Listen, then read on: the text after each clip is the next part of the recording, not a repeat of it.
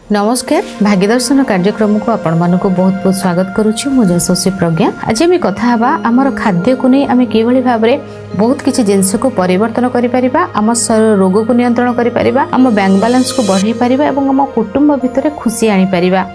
जदि जातकर second house रे शुक्र रहिचंती, राहु रहिचंती, केबे भी निशा एवं शनि रहिचंती, फर्स्ट होची कोनोसी निशा द्रव्य आपण नेबेनी।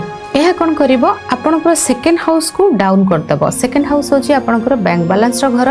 सेकेंड हाउस होची हमर मारक, माने हमकु जे मारी थाए जो भाव जो ग्रह।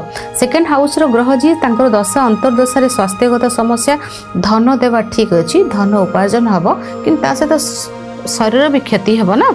तो सेकेंड हाउस होची मार्केस कुहा जाय। मार्केस माने जे मारे, सप्तम और द्वितीय। तो द्वितीय कथा होची हमर द्वितीय हला हम खाद्यर घर। जदि राहु शनि एवं शुक्र रहिछंती तबे निशा द्रव्य को फर्स्ट हटेबा, आमे निशा नेबानी।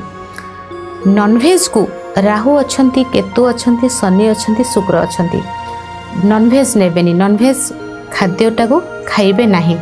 बहुत सारा शुक्र एवं राहु मंगल थिबे, माने बहुत सारा तेल मसला जिनस को पसंद करथांती राहु। खाद्य सेकेंड हाउस रे खाद्यटा जदि आमे ए जिनस को खाद्य हिसाब रे नेले, तेल मसला बहुत सारा खाइले, आमे नॉनवेज बहुत सारा खाइले, बहुत सारा निशा द्रव्य आमे नेले, एहा द्वारा सेकेंड हाउस टा कोन मारक। तो खाद्य द्वारा हमको रोग हेबो। जो खाद्य आम शरीर को आम आ गोटे कथा, राहु सेकेंड हाउस रे थिले कोन करंती ना, आपण को देखिए भोकटा बहुत जल्दी करे देबे। कौन सी एक पूजार थिबो, पूजा करथिबे उपव्रत रखे, से व्रतटा रखे देबेनी आपण को, माने सेकेंड हाउस रे भोक लगे देबे, माने भोक कर देबो, खाई देबा।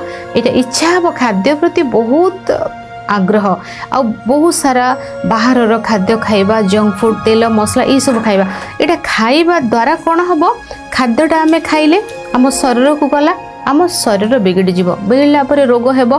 फैटी लिवर केमती सेकेंड हाउस जदि राहु सहित बुध बृहस्पति कॉम्बिनेशन आसीगला, खाद्य द्वारा लिवर उपरे यह बहुत किछि, किडनी लिवर उपरे बहुत सारा प्रभाव पकई थे।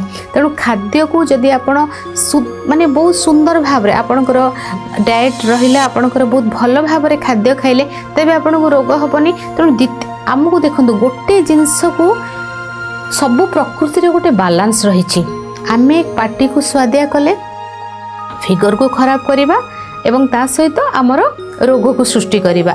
गोटे जिंस आम इच्छा मुताबक आमे खाद्य खाइले एटा ठीक अछि, एटा जदि आमे आम इच्छा रे खाइले, एटा जेहेतु एटा इच्छा रे हैला, तो एटा सब नेगेटिव पार्ट हे गला।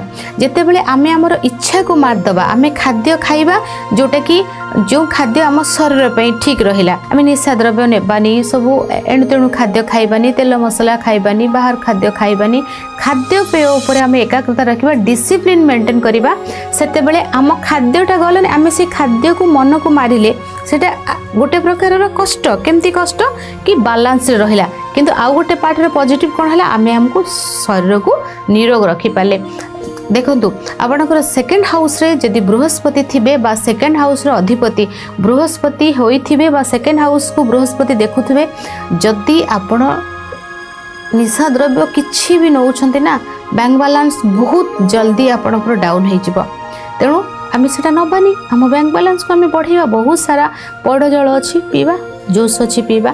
तो गोटे जिनस को आमे जितेबले भांगिबा तो सेटा ही हमको कष्ट दउची, से जिनसटा को आमे ब्रेक करबा तो अपोजिट पार्टटा ऑटोमेटिक आगो को बढ़िबो, आमे निरोग रहिबा, सुस्थ मध्य रहबा। तेणु खाद्य द्वारा आमे हमर बैंक बैलेंस को बढ़ाई परिबा, आम शरीर को मध्य ठीक रखि परिबा।